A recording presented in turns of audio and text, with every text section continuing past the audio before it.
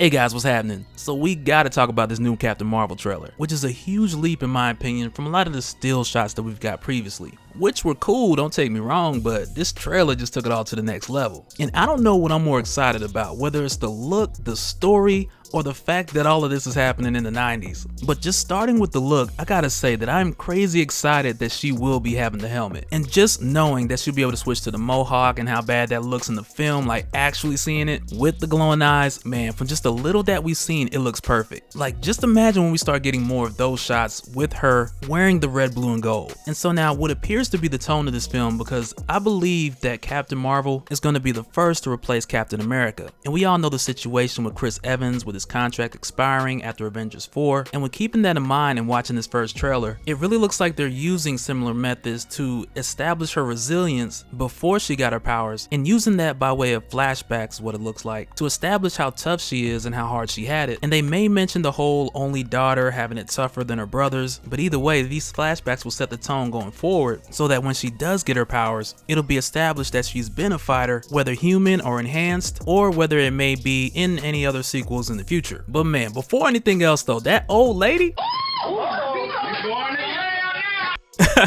Captain Marvel's like, internet, deal with it.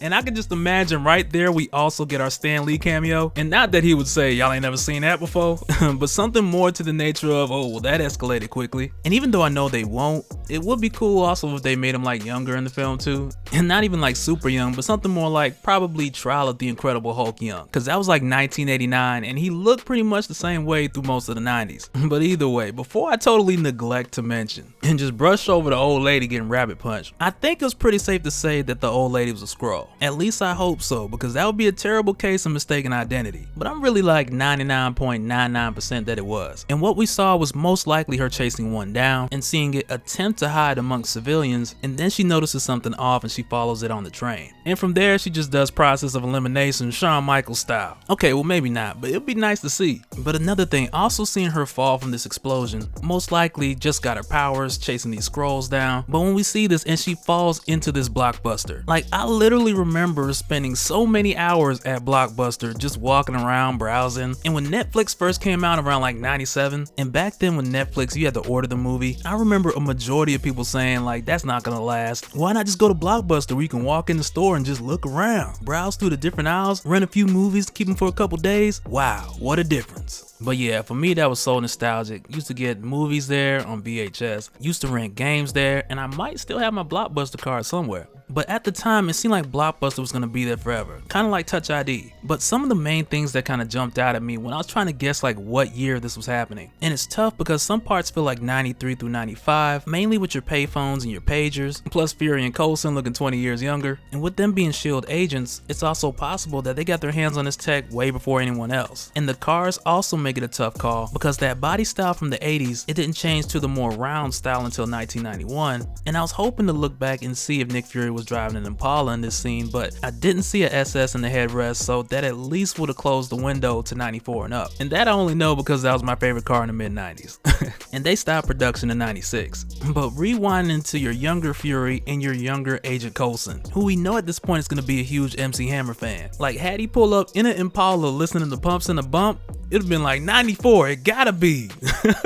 But this trailer also has me excited to see the younger versions of other characters in the 90s, like Agent Ross, who we know is a former pilot and we'll also see in the film, but more likely in the role that's in one of the flashbacks. Or we possibly may even see him in action with both Carol and Maria. And some Easter eggs for a couple others wouldn't hurt, like perhaps a file on Blonsky, or even more likely some kind of ties to a younger Thunderbolt Ross. And nothing crazy, really just a mention, even if it's like just one sentence that just shows us where he was at that time. And since it's the 90s, they can do the same for Bucky. Oh, never mind, we know what he was doing.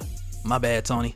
But on a lighter note, in the comics, we know that it was a dream of Carol Danvers to one day explore space, and I hope that they mention that because it'll tie more into her future with Department H and the Ultimates, because I believe with her connection to Alpha Flight, which now they could just mention as Department H, but I believe that that connection could be one of the smoothest ways to introduce Wolverine and other characters in the future by just mentioning it now and using her connections as a doorway for things they can bring up later on and be like, oh yeah, well we mentioned that, but yeah, I can't stress enough, I am excited. We're getting more Ronin, Kree Skrull War, mar-vell, and it's tough to say which way they're gonna take, or whether they'll mention the time he spent on Earth posing as a different identity, because the history of Captain Marvel is so crazy. Sometimes I think my memory's messed up. But let me know what you guys think down in the comments. Are you excited to see this film? Are you more excited after the trailer, less excited? Let me know, because for me it's definitely more, because everything they've established in the MCU she's connected to with the quantum energy, on top of what she's connected to in the comics, like the Ultimates, who I believe will be taking the place of the Avengers. And as far as the films after Avengers 4, they'll only handle the extreme events, and their films, which will be what the Avengers films were, they'll eventually be like your third focus behind the X-Men and the Fantastic Four. And I can't wait to see how the films are gonna handle that, because she connects to so much. And I just hope that she ain't changed her pager number, because the fate of the universe depends on it. But once again, that's it for this one, guys. Let me know your thoughts below about Captain Marvel, the possible secret invasion, her role in Avengers 4. Let me know down in the comments, and we'll do it again on the next one. Alright, later.